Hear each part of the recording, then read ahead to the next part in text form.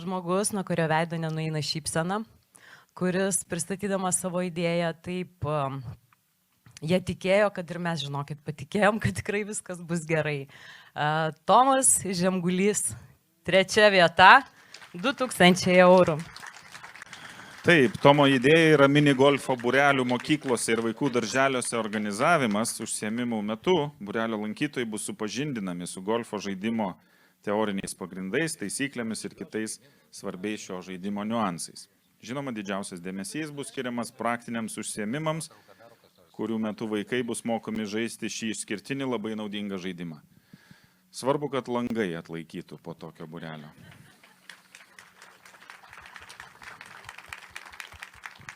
Ačiū Tomai, sėkmės, laikom čiurikus, žinoma, galima ir... Ta proga iš tikrųjų labiausiai noriu padėkoti savo šeimai, kuri palaiko mano tą idėją nuo pat pirmos minutės. Aš labai džiaugiuosi, kad mano golfo takelį jau ne tik Lietuvos verslai žaidžia, bet ir užsienio verslai. Ir dar noriu padėkoti Klaipėdos rajono savivaldybei, komisijai, ir Klaipėdos rajono laikraščiui Banga, kuris nuo pat pirmos minutės mane palaiko. Ačiū. Ačiū labai. Ačiū.